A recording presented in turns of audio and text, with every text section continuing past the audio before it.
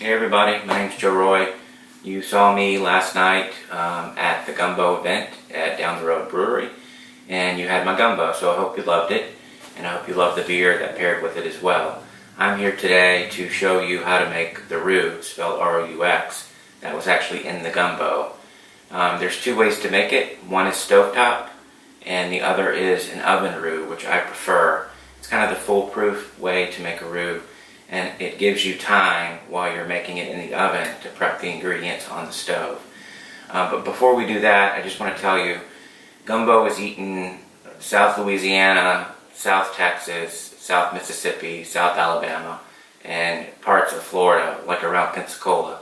That whole part of the Gulf Coast kind of has the same history as far as explorers coming over from Europe, and the origin of gumbo and where all of that came from all of those cultures kind of melting together. And just to kind of give you an example of how serious people are about their gumbo down there, this is just one cookbook. It's called Who's Your Mama? Are You Catholic? And Can You Make a Roux? You know, every single household has their own recipe. Everybody's grandma, everybody's mama, everybody's daddy does things a different way, and what it does is it creates this wonderful difference between gumbos that you can really taste. Some will be very dark, some will be much lighter.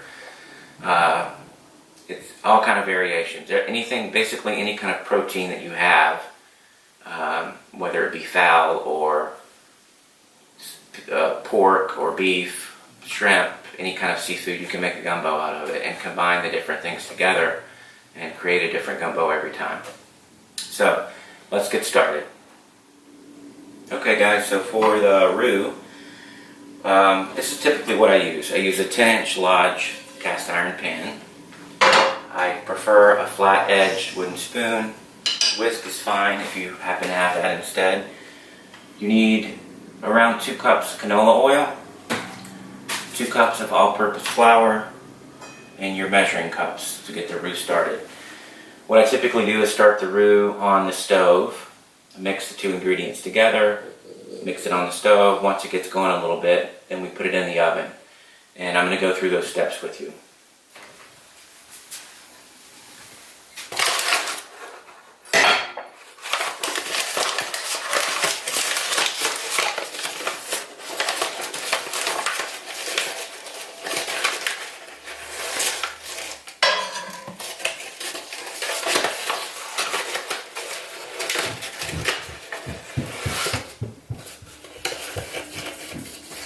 Alright, there's your flour.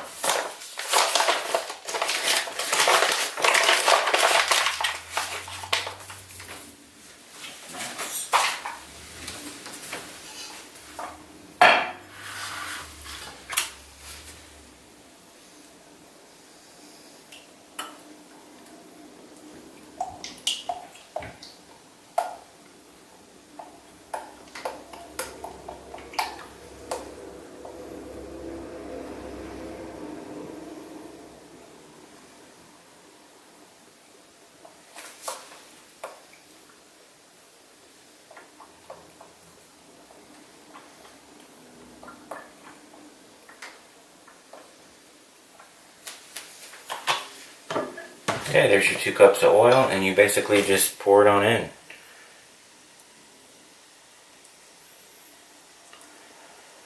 We're going to cut the fire on, kind of medium high. I have a gas stove. And we're just going to start to incorporate the flour in the oil. There will be lumps, but those will definitely go away. They never stick.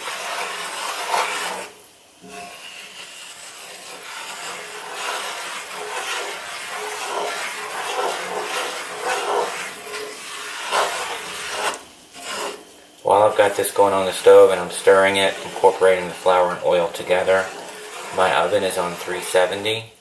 You can run your oven between 370 and 375.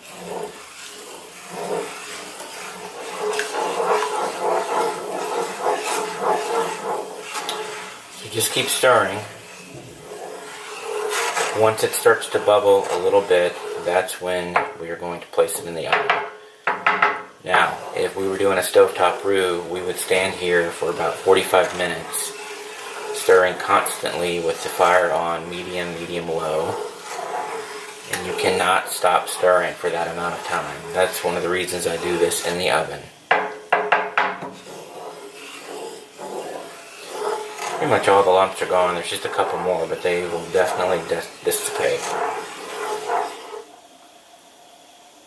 So it's starting to bubble a little bit. I mean, just heat it up.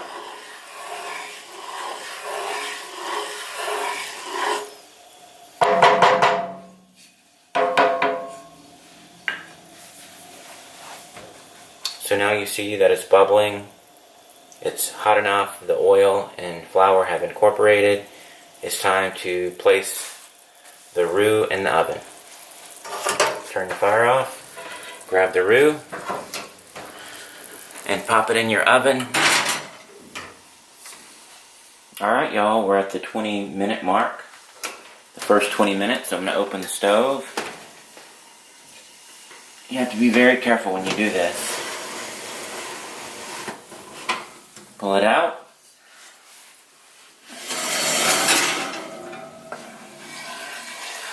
And you basically just twirl your spoon or your whisk and you slowly reincorporate the flour and oil back together. Careful not to spill, careful not to push too hard, it'll go over the edge. This is very hot.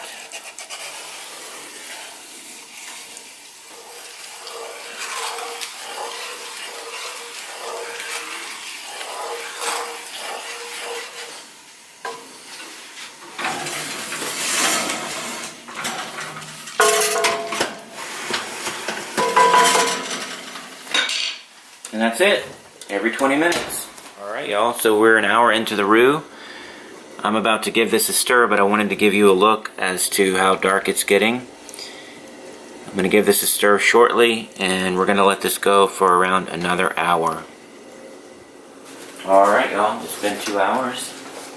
I'm going to pull this roux out, take a look at it. It's about twice as dark as peanut butter. It's really pretty, it's got a layer of oil on the top. Basically, I'm just going to take this, place it on the stove so it can start to cool down.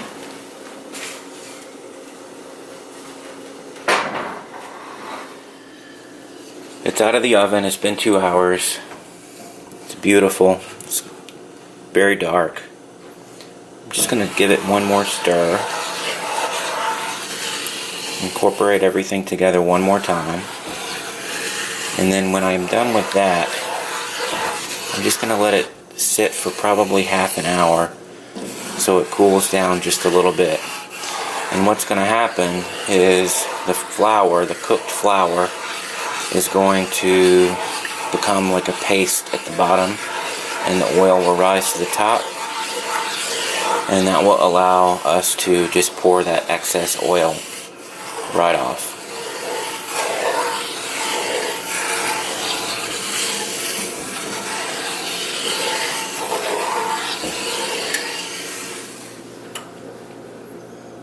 Alright y'all, here we are. We're at really the final step. We're going to take this pan, it's cooled down a bit, and you'll see there's like little divots here. This allows you to pour stuff out pretty easily, so let's see how easy this is going to be on camera. You can kind of see the excess oil comes right off. The roux stays down up in there because it's kind of a paste. I'll show you that too. So if we were here cooking the gumbo together, or if I had the roux at the brewery, you would see me actually, you will see me place the roux in the gumbo, but it becomes like a thick paste. And that's really what you want. And it's ready to go. Thank you so much.